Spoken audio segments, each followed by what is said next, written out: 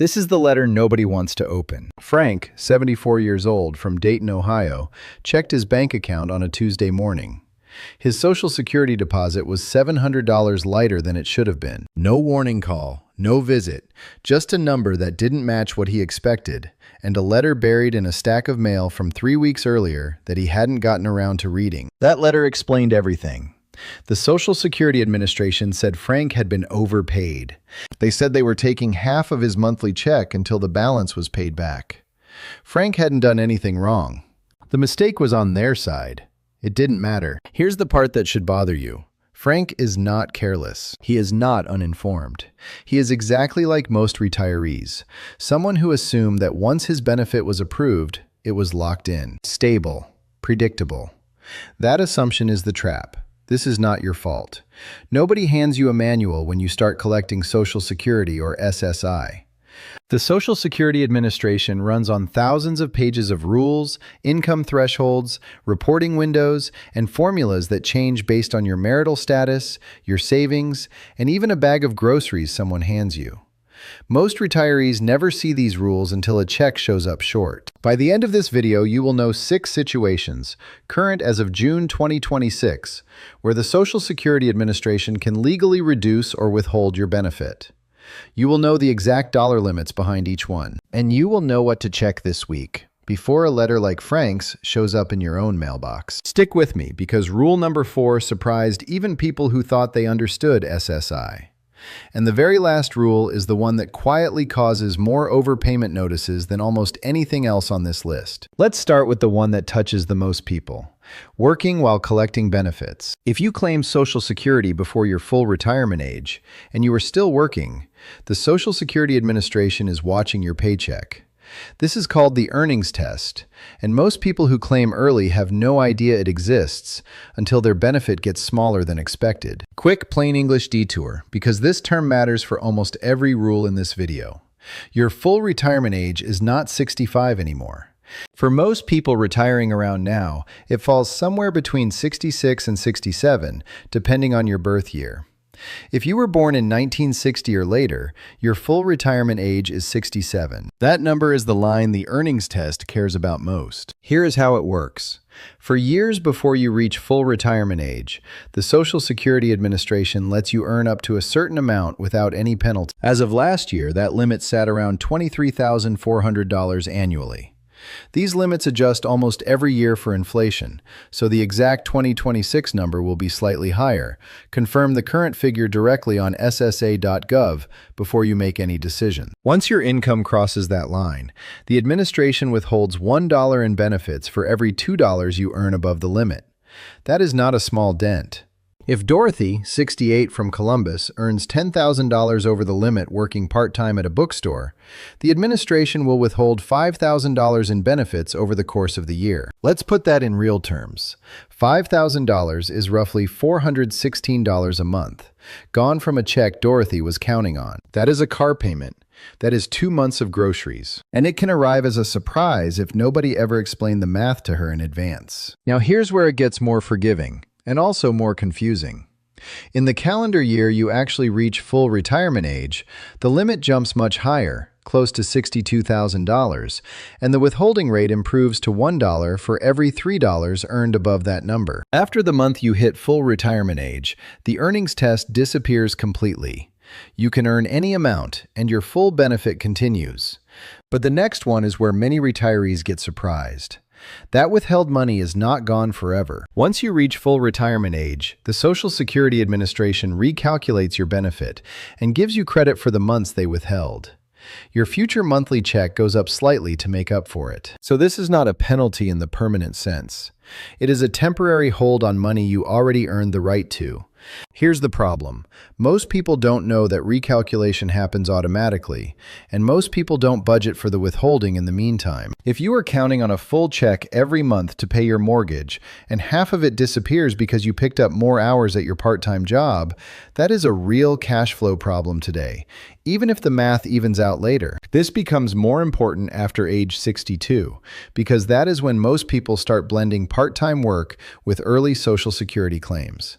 If that describes you, check your projected annual earnings against the current year limit before you accept extra hours or a seasonal job. A 5-minute phone call to the administration or a quick estimate using their online earnings test calculator can tell you exactly where you stand before you say yes to more hours. Now let's talk about Frank's situation, because his story is not rare. It is one of the most common and most upsetting traps on this entire list. Overpayment notices. The Social Security Administration sometimes pays people more than they were owed. Sometimes it is the recipient's fault, a late report, an income change that wasn't updated. But often the mistake is entirely on the administration's side. A processing error, an outdated record, a miscalculation buried in their own system. It does not matter whose fault it was. Under current rules, when the Social Security Administration discovers an overpayment on a retirement or disability benefit, they can withhold up to 50% of your monthly check until the balance is repaid. For SSI recipients, the standard withholding rate is 10% of the monthly federal benefit. Both of these are default settings, not requests, not suggestions. Picture Frank again, 74, living on a fixed income, suddenly missing 50% of his check for months at a time with no advance conversation. That is not a hypothetical. That is the mail sitting on his kitchen table right now. Here's the insider detail almost nobody knows.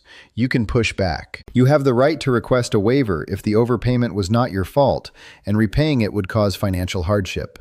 You also have the right to request a lower withholding rate if 50% would leave you unable to pay for housing, food, or medical care. But, and this is critical, you have to act within the window stated on the notice, usually 30 days, or the automatic withholding simply begins. There are 2 separate forms involved here, and knowing their names alone can save you weeks. One is a request for reconsideration, used when you believe the overpayment itself is wrong. The other is a waiver request, used when you agree there was an overpayment but believe it wasn't your fault and you cannot afford to pay it back. Filing either one, even a simple version, generally pauses the withholding while the administration reviews your case. Most people don't know this appeal option exists. They assume a letter from a federal agency is final. It is not.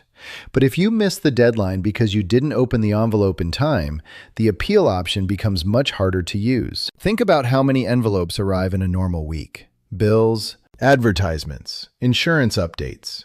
It is easy for one government envelope to sit unopened for 2 or 3 weeks, exactly like it did for Frank. By the time he read it, part of his response window was already gone. The expensive part is not the overpayment itself. The expensive part is what happens when nobody reads the letter in time. Let's move to something that catches people off guard for a completely different reason. Marital status. If you or your spouse are on SSI, a change in marital status is not just a personal life event, it is a financial trigger. Carol and Walter, both in their late 60s, decided to get married after living together for 6 years. Carol receives SSI due to a disability. Walter has modest retirement income from a small pension. Nobody told them that getting married would change how the Social Security Administration counts Walter's income against Carol's benefit. This is called spousal deeming. Once you are legally married, a portion of your spouse's income and resources gets deemed, meaning counted, as if it were partly yours, even if you don't share a joint bank account. For SSI, which is a needs-based program with strict income and asset limits, this can shrink or eliminate the benefit entirely. Here's a simple way to picture deeming. Imagine Carol's SSI eligibility as a bucket with a strict fill line. Before the wedding, only her own income poured into that bucket. After the wedding, a portion of Walter's pension pours in too, even though he never signed anything giving Carol access to his money. The bucket can overflow the eligibility line without either of them spending a single extra dollar together. Divorce works differently, but is just as disruptive. If you divorce after being married 10 years or longer, you may become eligible for Social Security benefits based on your ex-spouse's work record, sometimes a significantly higher amount than your own. But if you divorce before hitting that 10-year mark, that option disappears completely. There is also a related trap for widows and widowers that catches people by surprise. If you remarry before age 60, you generally lose eligibility for survivor benefits based on your late spouse's record. Remarry after 60, and those survivor benefits are typically protected. That single age line, 60, has changed retirement math for more than one couple planning a wedding. The asset limits matter here too. As an individual, SSI allows up to $2,000 in countable resources. As a married couple, that limit rises to $3,000 combined. Not double, just $3,000. Many newly married couples assume their limits simply add together. They do not. Before you assume this does not apply to you, check the next rule, because it involves something that sounds harmless. Somebody helping you out. In-kind support and maintenance. This is one of the least understood rules in the entire SSI system, and it can cost you real money for something that looks like generosity. Linda is 63, on SSI due to a long-term disability, and lives with her daughter. Her daughter, wanting to help, covers the full rent and buys most of the groceries. It seems like an act of kindness with no downside. But the Social Security Administration treats free housing and free food as a form of unreported income, called in-kind support and maintenance, or ISM. Under current rules, this kind of help can reduce a monthly SSI payment by up to $351.33.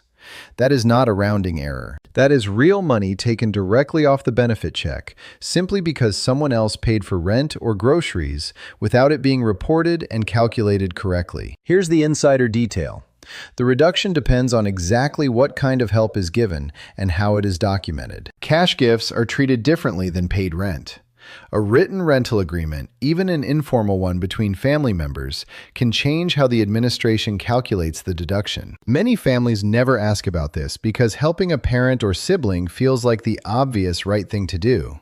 Nobody thinks to call Social Security first. Consider a second example. Harold, 71, moved in with his son after his wife passed away. His son didn't charge rent and covered most of the food. Harold assumed this was simply family taking care of family, which it was. But when Harold's next SSI review came around, the administration adjusted his payment downward because unreported free housing counted as income under ISM rules. Harold didn't find out until his check was already smaller. This is exactly the kind of trap that never announces itself. There's no warning sign that says, "Reporting required" on a grocery run. The bill only shows up later, buried inside a smaller monthly deposit that nobody can immediately explain. Let's pause here for a reality check, because this is the point in the video where the traps start to compound. Notice what connects all four rules so far.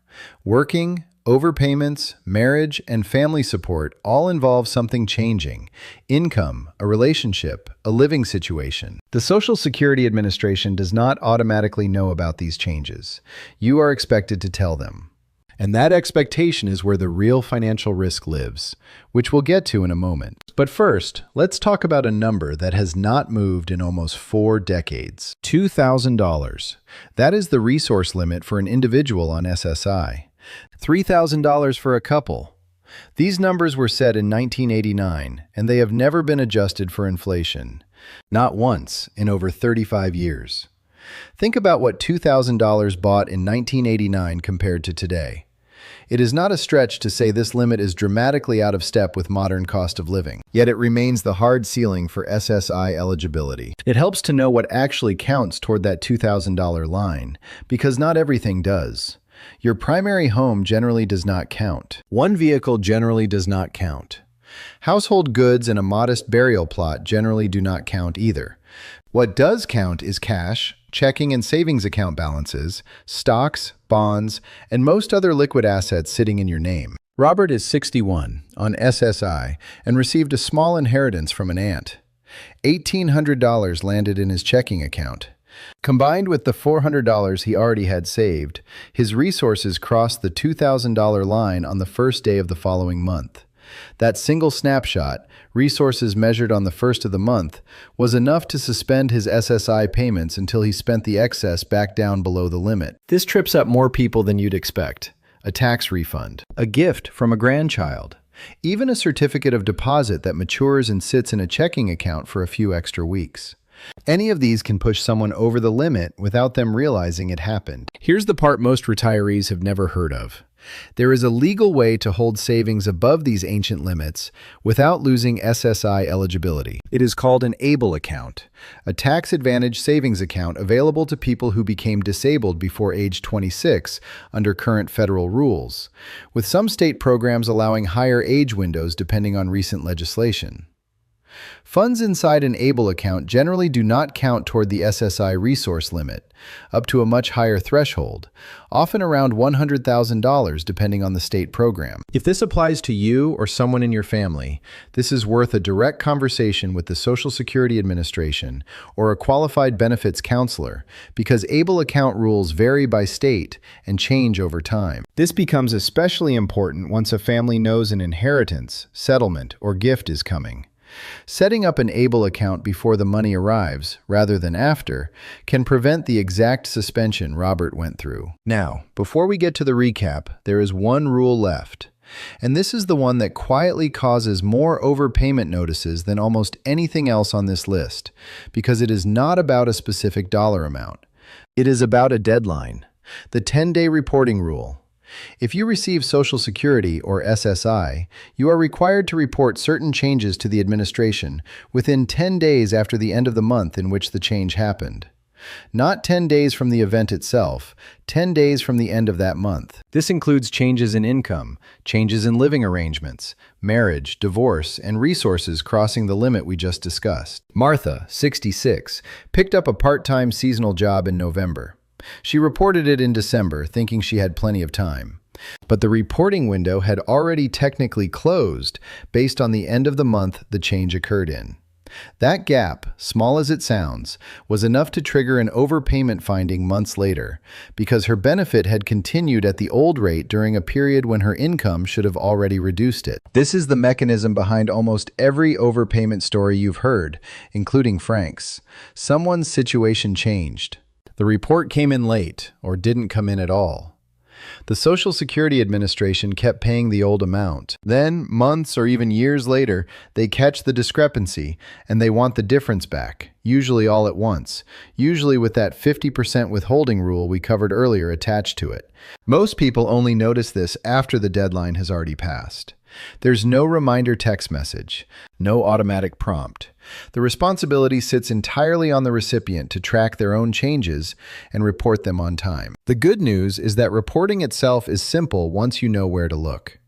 Changes can typically be reported by phone, by visiting a local Social Security office in person, or through your online My Social Security account. For SSI recipients, some changes can even be reported through an automated phone line built specifically for wage reporting. The hard part was never the process. The hard part is remembering the 10-day window exists at all. If someone else manages your benefits for you, known as a representative payee, this rule still applies. The payee is the one responsible for reporting changes on time, which is worth confirming directly if a family member or caregiver currently handles your Social Security paperwork. So here is what actually protects you. Not fear, not guessing. A short list of things to check. Let's bring this together. 6 situations. 6 ways your Social Security or SSI benefit can shrink or stop without much warning. Working before full retirement age can trigger the earnings test, withholding benefits temporarily until you reach that age, at which point your monthly amount gets recalculated upward. Track your projected annual earnings against the current year limit before accepting extra hours. Overpayment notices can lead to automatic withholding of up to 50% of a Social Security check or 10% of an SSI payment, even when the original mistake belonged to the administration. You can request a waiver or a lower withholding rate, but only within the deadline stated on your notice. Open your Social Security mail the same week it arrives. Marital status changes affect SSI through spousal deeming, and change your resource limit from $2,000 individually to $3,000 as a couple. Divorce after 10 years of marriage can open the door to benefits based on an ex-spouse's record, while remarrying before age 60 can end survivor benefits from a late spouse. In-kind support and maintenance, meaning free rent or groceries from family, can reduce a monthly SSI check by up to $351.33 if it isn't reported and documented correctly. A simple written agreement can change how this is calculated. The resource limit itself, $2,000 for an individual, $3,000 for a couple, has not changed since 1989. Crossing it on the first day of any month can suspend your SSI, though an ABLE account may offer a legal way to hold savings above that line. And the 10-day reporting rule sits underneath all of it. Miss that window after a change in income, living situation, or resources, and you may be looking at an overpayment notice of your own, months down the road. None of these rules exist to punish you. They exist because the Social Security Administration runs a massive, rule-heavy system, and that system was never built to explain itself in plain language. That is the actual trap, not you, not your choices. The silence around rules that only get explained after something goes wrong. Here's your homework for tonight. Pull up your most recent Social Security or SSI statement. Check 3 things: your current reported income, your current living situation on file, and your resource total as of the 1st of this month. If anything has changed in the last 30 days and you haven't reported it, that is the single most useful 5 minutes you can spend this week. A quick reminder, because this matters. Everything in this video is general education based on current Social Security Administration rules as of June 2026. It is not personalized financial or legal advice. Every situation is different: your income history, your state, your family circumstances. Before you make any decision based on what you heard here, confirm your specific numbers directly with the Social Security Administration, or sit down with a qualified financial or benefits professional who can look at your full picture. Now I want to hear from you. Drop a comment with your age, your state, and whether you're on Social Security, SSI, or both. If one of these 6 rules already caught you off guard, tell us which one. Your comment might be exactly what helps another retiree catch it before their next check. If this video gave you something to check today, subscribe. We publish practical breakdowns like this one every week, built to help you protect the retirement money you already earned. Next time, we're looking at Medicare and a premium adjustment called IRMAA that catches high earners off guard 2 full years after their income actually changes. If you've ever wondered why your Medicare premium jumped without warning, that video will explain exactly why and exactly when to check your own numbers before it happens to you.